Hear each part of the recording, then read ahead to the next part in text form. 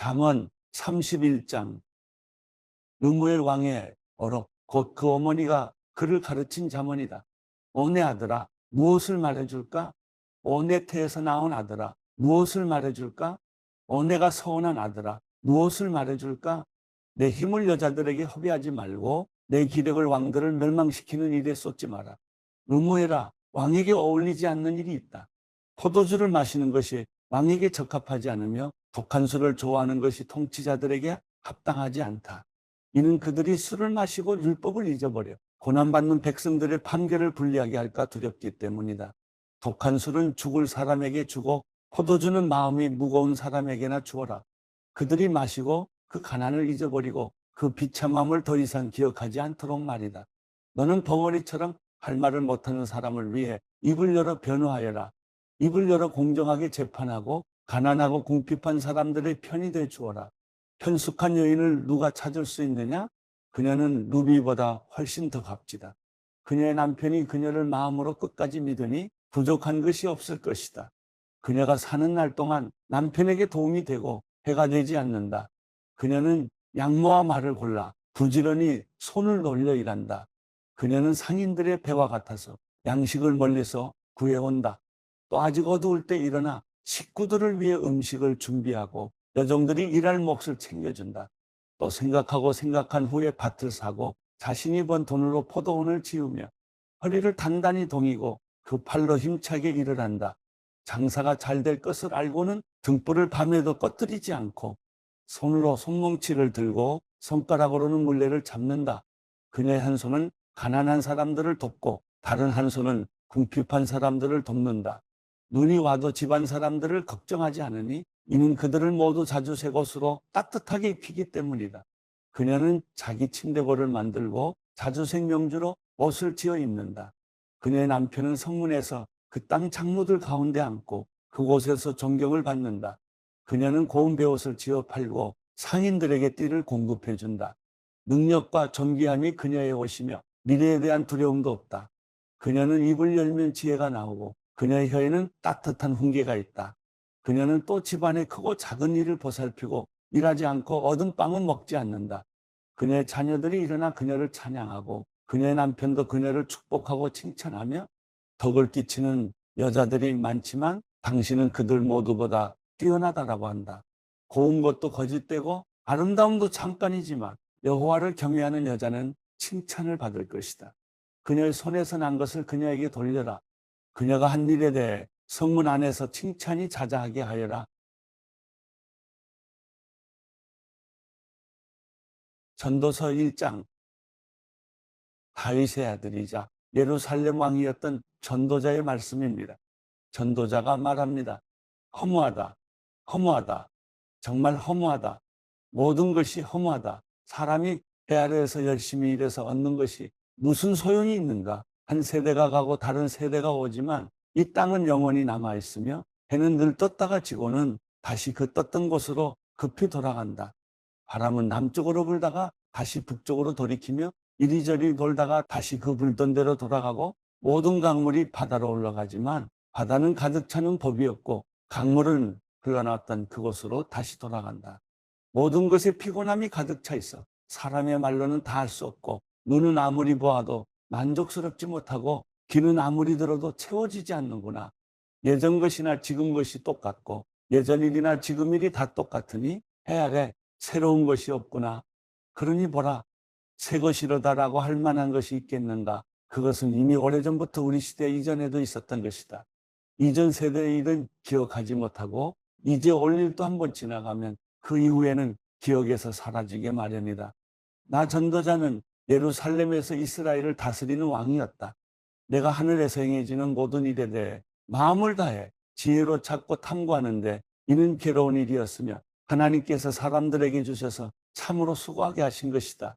내가 해 아래 있었던 일들을 모두 보았는데 그것은 다 허무하고 뜬구름 잡는 일이다.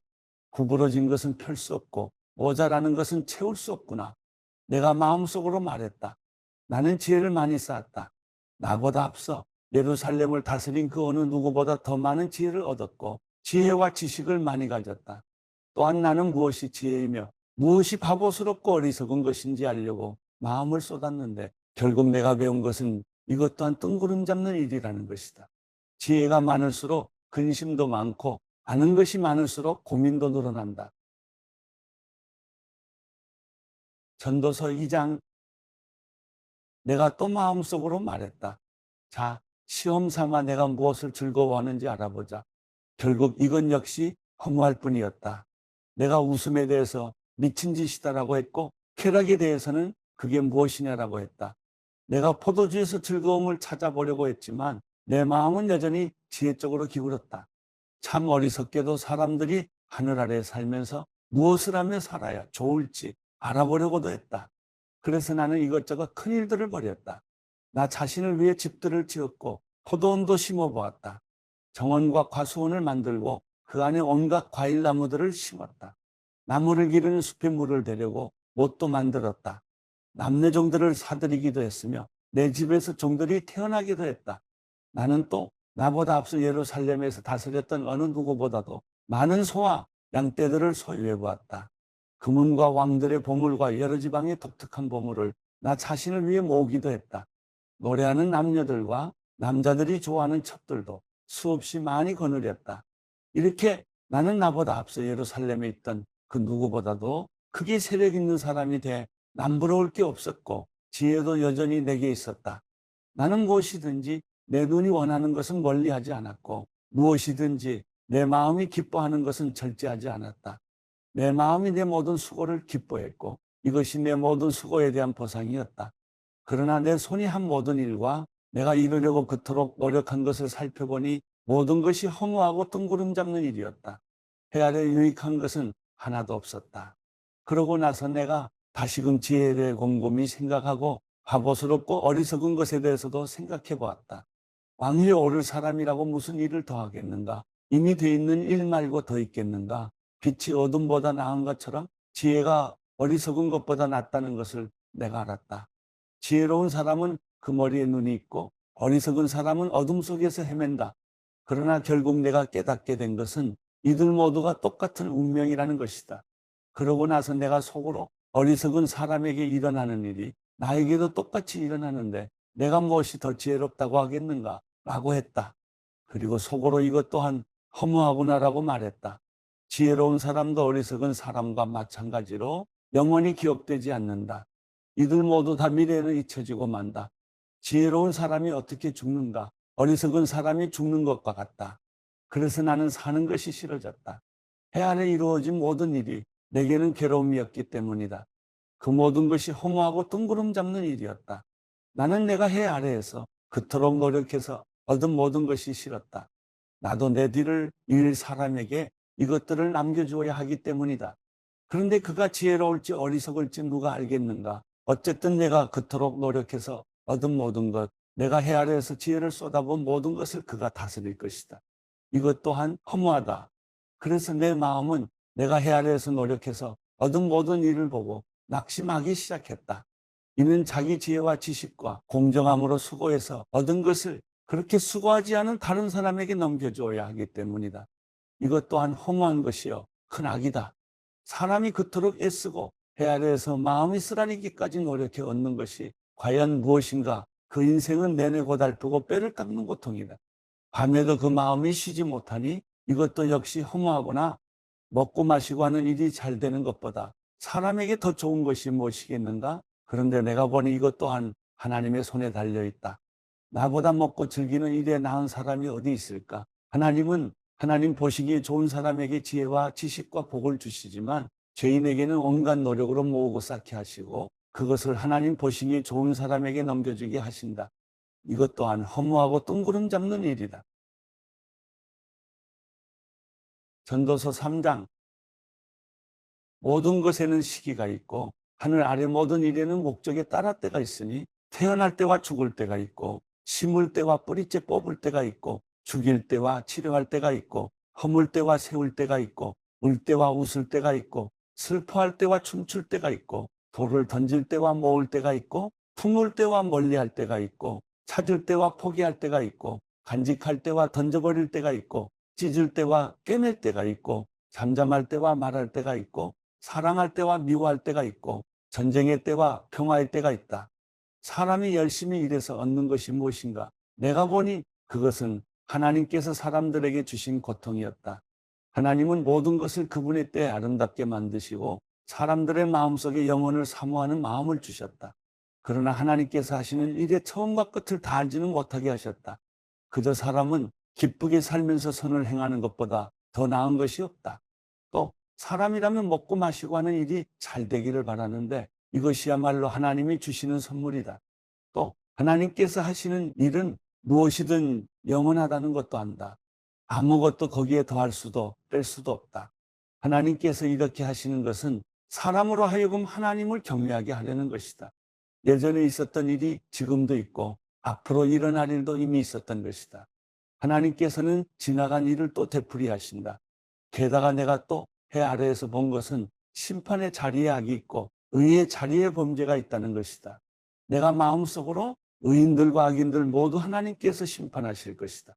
모든 목적과 모든 일에는 때가 있기 때문이다라고 했다. 또 사람에 대해 생각했다. 하나님께서 그들이 짐승과 다름없음을 분명히 알게 하셨다. 사람에게 닥치는 것이 짐승에게 닥치는 것과 같으니 곧 같은 일이 그들에게 닥친다. 사람이 죽는 것처럼 짐승도 죽는다. 사람이나 짐승이나 목숨이 하나이기는 마찬가지다. 사람이 짐승보다 더 나을 것도 없으니 모든 것이 허무하구나. 모두가 한 곳으로 되돌아간다. 모두가 흙에서 나왔으니 모두가 흙으로 돌아가는 것이다. 사람의 영혼은 위로 올라가고 짐승의 혼은 땅속으로 내려간다고 하는데 그것을 누가 알겠는가? 이렇듯 사람이 기쁘게 자기 일을 하는 것보다 더 나은 것이 없음을 내가 알았다. 그것이 그가 받은 몫이기 때문이다. 그가 죽은 뒤에 무슨 일이 일어나는지 알고 싶다고. 누가 그를 다시 데려올 수 있겠는가? 전도서 4장. 내가 다시 해 아래에서 일어나고 있는 모든 억압당하는 일을 살펴보았다. 억압받는 사람들이 눈물을 흘리지만 그들을 위로해 줄 사람이 없다. 억압하는 사람들을 힘을 행사하는데 억압받는 사람들을 위로하는 사람이 없다. 그러므로 이미 죽은 사람들이 아직 살아있는 사람들보다 복이 있다는 생각이 들었다. 그러나 이들보다 더 복이 있는 사람은 아직 태어나지 않아서 해 아래에서 자행된 온갖 악을 보지 못한 사람이다. 또 나는 모든 노력과 모든 성취가 결국 이웃을 시기하는 마음에서 비롯된 것임을 깨달았다. 이것 또한 허무하고 뜬구름 잡는 일이다. 어리석은 사람은 팔짱을 끼고는 자기 몸만 축내는구나. 한 손에만 가득하고 평안한 것이 양손에 가득하고 고통과 번뇌가 있는 것보다 낫다. 내가 또 돌이켜 해 아래에서 허무한 것들을 보았다. 혈혈단신으로 아들도 형제도 없는 사람이 있는데 그는 끝도 없이 열심히 수고한다. 그러나 쌓여가는 재물도 그의 눈에는 도무지 흡족하지 않고 내가 누구를 왜 이렇게 열심히 일하나 내 영혼이 왜 이렇게 누리지도 못하고 있나라고 말하지도 않으니 이것 또한 허무하고 비참한 일이다. 하나보다 둘이 더 낫다. 둘이 함께 노력하면 더 좋은 결과를 얻기 때문이다. 넘어지게 되면 하나가 다른 하나를 일으켜 줄 수 있다. 그러나 혼자여서 넘어져도 일으켜 줄 사람이 없으면 얼마나 불쌍한가. 또 둘이 함께 놓으면 따뜻해지지만 혼자라면 어떻게 따뜻해지겠는가? 혼자서는 질 일도 둘이서는 당해낼 수 있으니 세 겹줄은 쉽게 끊어지지 않는다. 남의 말을 받아들일 줄 모르는 늙고 어리석은 왕보다는 가난해도 지혜로운 청년이 100번 낫다. 그런 청년은 감옥에 있다가도 나와서 다스릴 수 있다. 그가 그 나라에서 가난하게 태어났어도 말이다. 해 아래 다니는 모든 사람이 왕의 후계자가 된 그 청년을 따랐다. 이게 모든 무수한 백성들의 속성이니 그 이전 세대도 마찬가지였다. 그 다음 세대는 그를 기뻐하지 않을 것이다. 이것 또한 허무하고 뜬구름 잡는 일이다. 마태복음 7장. 너희가 심판받지 않으려거든 심판하지 말라. 너희가 심판하는 그 심판으로 심판을 받을 것이며 너희가 저울질하는 그 저울질로 너희가 저울질 당할 것이다. 어째서 너는 내 형제의 눈에 있는 티는 보면서 내 눈에 있는 들보는 깨닫지 못하느냐? 내 눈에 아직 들보가 있는데 어떻게 형제에게 내 눈에 있는 티를 빼주겠다라고 할 수 있느냐? 이 위선자야. 먼저 내 눈에서 들보를 빼내어라. 그런 후에야 내가 정확히 보고 형제의 눈 속에 있는 티를 빼낼 수 있을 것이다. 거룩한 것을 개에게 주지 말고 너희 진주를 돼지에게 던지지 말라. 그러지 않으면 그것들이 발로 그것을 짓밟고 뒤돌아서서 너희를 물어뜯을지 모른다. 구하라. 그러면 너희에게 주실 것이다. 찾으라. 그러면 너희가 찾을 것이다. 문을 두드리라. 그러면 너희에게 문이 열릴 것이다. 구하는 사람마다 받을 것이며 찾는 사람이 찾을 것이며 두드리는 사람에게 문이 열릴 것이다. 너희 가운데 자녀가 빵을 달라고 하는데 돌을 줄 사람이 있겠느냐? 자녀가 생선을 달라고 하는데 뱀을 주겠느냐? 너희가 악할지라도 자녀에게는 좋은 것을 줄 줄 아는데 하물며 하늘에 계신 너희 아버지께서 구하는 사람에게 좋은 것을 주시지 않겠느냐? 그러므로 모든 일에 너희가 대접받고 싶은 대로 남을 대접하여라.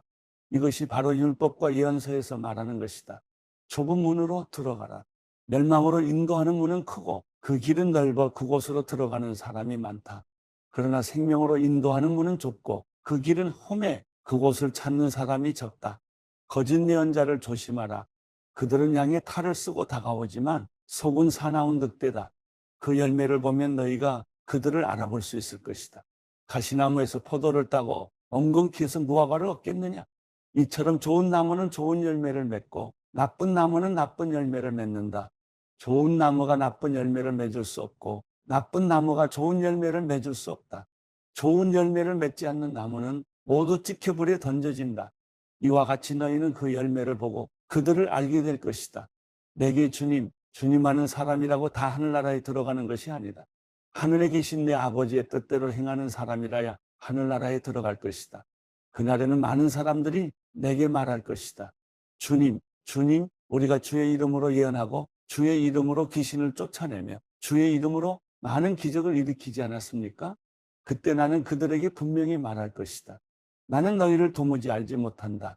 불법을 행하는 사람들아, 썩 물러가라. 그러므로 내가 하는 말을 듣고 그대로 실천하는 사람은 바위 위에 집을 지은 지혜로운 사람과 같다. 비가 내려 홍수가 나고 바람이 불어 세차게 내리쳐도 그 집은 무너지지 않았다. 바위 위에 기초를 세웠기 때문이다. 그러나 내가 하는 말을 듣고도 실천하지 않는 사람은 모래 위에 집을 지은 어리석은 사람과 같다. 비가 내려 홍수가 나고 바람이 불어 세차게 내리치니 그 집은 여지없이 모두 다 무너졌다. 예수께서 이 말씀을 마치시니 사람들은 그 가르침에 놀랐습니다. 이는 그들의 율법학자들과는 달리 예수께서는 권위 있는 분답게 가르쳤기 때문입니다. 마태복음 8장. 예수께서 산에서 내려오시자 큰 무리가 따라왔습니다. 그때 한 나병 환자가 다가와 예수 앞에 무릎을 꿇고 말했습니다. 주님, 원하신다면 저를 깨끗하게 하실 수 있습니다. 예수께서는 손을 내밀어 그 사람에게 대시며 말씀하셨습니다. 내가 원한다. 자, 깨끗하게 되어라. 그러자 곧 그의 나병이 나았습니다. 그때 예수께서 그 사람에게 말씀하셨습니다. 이 일을 누구에게도 말하지 않도록 조심하여라. 다만 가서 제사장에게 내 몸을 보이고 모세의 명령대로 예물을 드려라. 그것이 그들에게 증거가 될 것이다. 예수께서 가버나움에 들어가셨을 때 한 백부장이 예수께 와서 도움을 청했습니다. 백부장이 말했습니다. 주여, 제 종이 중풍병으로 집에 누워 몹시 괴로워하고 있습니다. 예수께서 그에게 말씀하셨습니다. 내가 가서 고쳐주겠다. 그러자 백부장이 대답했습니다. 주여, 저는 주를 제 집안에 모실 자격이 없습니다. 그저 말씀만 하십시오. 그러면 제 종이 나을 것입니다. 저도 위로는 상관이 있고 밑으로는 부하들이 있는 사람입니다. 제가 부하에게 가라 하면 가고 오라 하면 오며 하인에게 이것을 하라 하면 그것을 합니다.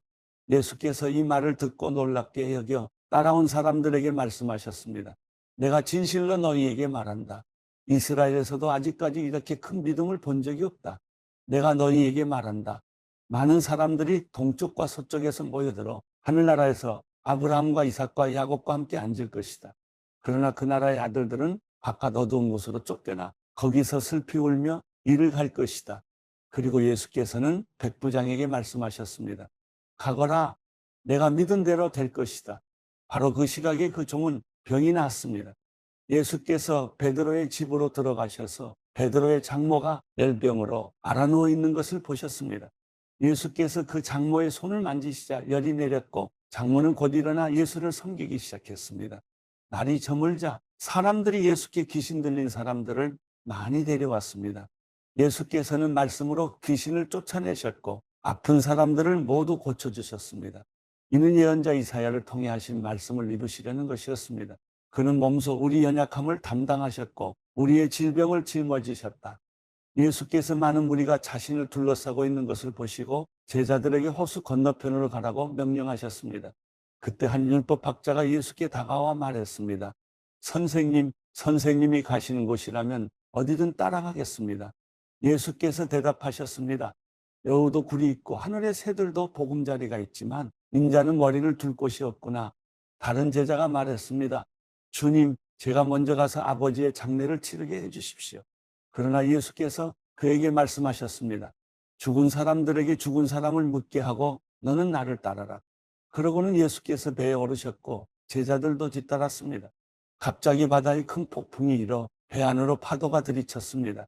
그러나 예수께서는 주무시고 계셨습니다. 제자들이 가서 예수를 깨우며 말했습니다. 주님, 살려주십시오. 우리가 빠져 죽게 생겼습니다. 예수께서 대답하셨습니다. 왜 그렇게 무서워하느냐? 믿음이 적은 사람들아. 그러고는 일어나 바람과 파도를 꾸짖으셨습니다. 그러자 호수는 아주 잔잔해졌습니다. 사람들은 놀라며 서로 수군거렸습니다. 도대체 저분이 누구시기에 바람과 파도까지도 저분께 복종하는가? 예수께서 호수 건너편 가다라 지방에 이르셨습니다. 그때 무덤에서 나오던 귀신 들린 두 사람이 예수와 마주쳤습니다. 이들은 너무 사나워서 아무도 그 길을 지나다닐 수 없었습니다. 그런데 그들이 소리를 질렀습니다. 하나님의 아들 예수여, 우리가 당신과 무슨 상관이 있습니까? 때가 되기도 전에 우리를 괴롭히려고 여기까지 오셨습니까? 거기에서 멀지 않은 곳에 큰 돼지떼가 먹이를 먹고 있었습니다. 귀신들이 예수께 간청했습니다. 만일 우리를 쫓아내시려거든 저 돼지들 속으로 들여보내 주십시오. 예수께서 그들에게 가라 하고 말씀하셨습니다. 그러자 귀신들은 그 사람들에게서 나와 돼지들에게로 들어갔습니다. 그리고 돼지떼는 일제히 비탈진 두고로 내리다가 호수에 빠져 죽었습니다. 돼지를 치던 사람들은 마을로 뛰어들어가 이 모든 일과 귀신 들린 사람들에게 일어난 일을 알렸습니다. 그러자 온 마을 사람들이 예수를 만나러 나왔습니다. 그리고 예수를 보자 그 지역을 떠나달라고 간곡히 부탁했습니다.